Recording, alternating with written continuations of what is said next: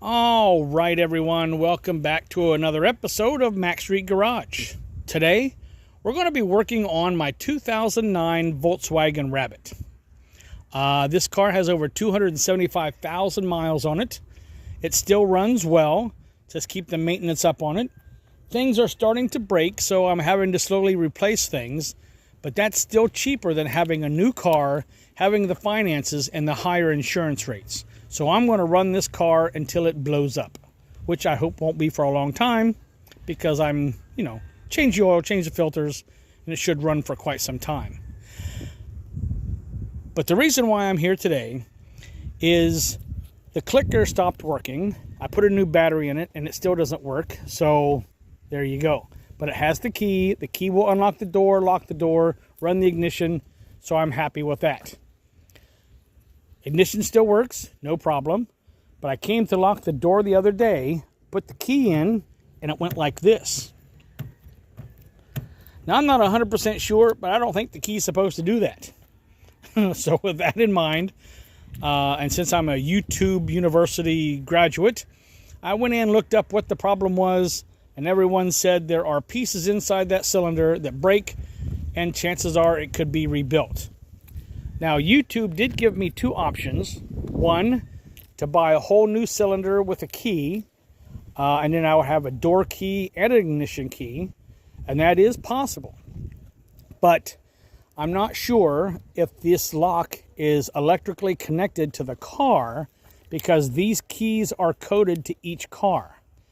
And if I did change the cylinder, put the key in, unlock the door, if it would mess up the electrical system and basically shut the car off as an anti-theft device. So I opted to get the rebuild kit. It was like 10 bucks. Came from a Volkswagen factory, so I would say that was pretty good. So what I'm going to do now is I'm going to take the tools that I have. I'm going to remove this panel because behind this panel there's an access hole like this that'll allow me to put a 25 Torx head screwdriver in, back off the set screw, and that cylinder will come out. So because it's nice and windy today, I can't use my tripod because it kept getting knocked over by the breezes. So let me go ahead and shut this off, pull that panel off, and I'll be right back. All right, and we're back. Here is that access panel, so I guess I'm going to have to get another piece of tape and put on that. So you can't really see in there, but, well, maybe you can. Oopsie.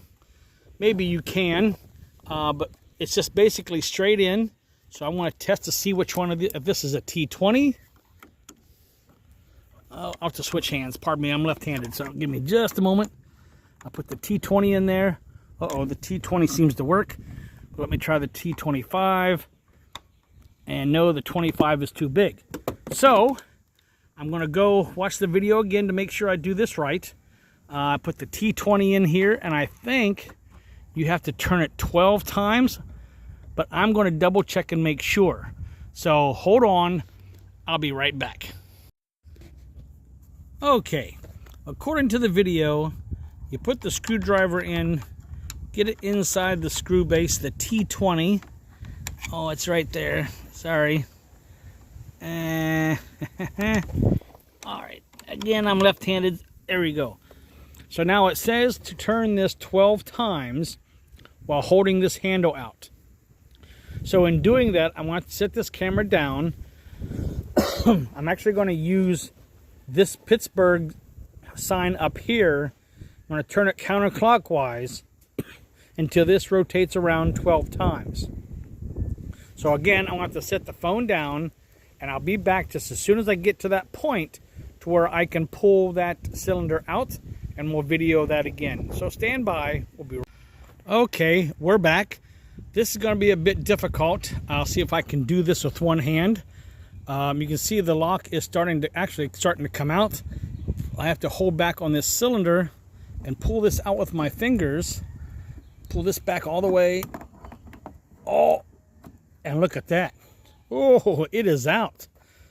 So it looks like that set screw, I don't know where that set screw was, but anyway, I can feel it's all kind of wobbly. I can see where that part, oh, hold on. I'll do it this way. You can see where that part's all wobbly and broken. It's not supposed to be like that. So, okay.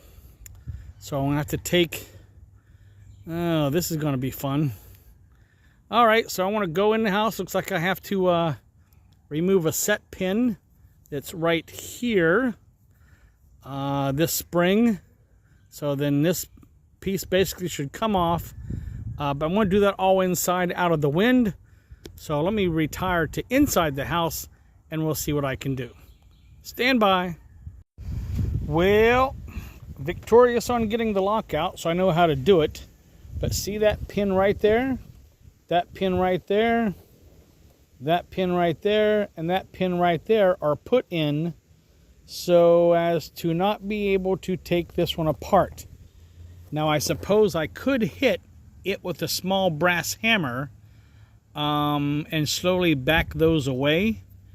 But I'm thinking, well, I could still do that and see if it works, but I'm going to go ahead and order a brand new cylinder because this isn't electronically connected to the car itself. So I'm hoping maybe I can just take that code number and order a new lock for my car.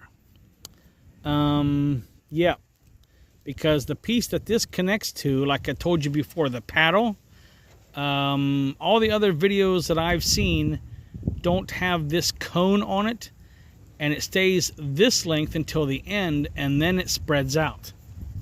So, I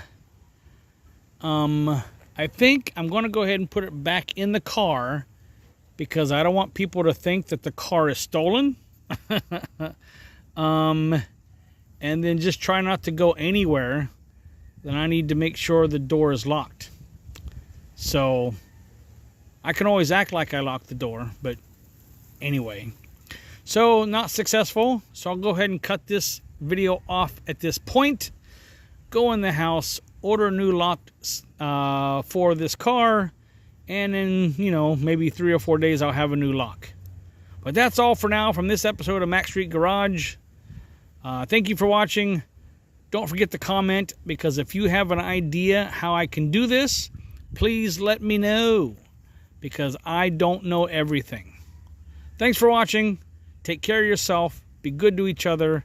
And I'll see you in the next video when I install the new one. Take care. Bye.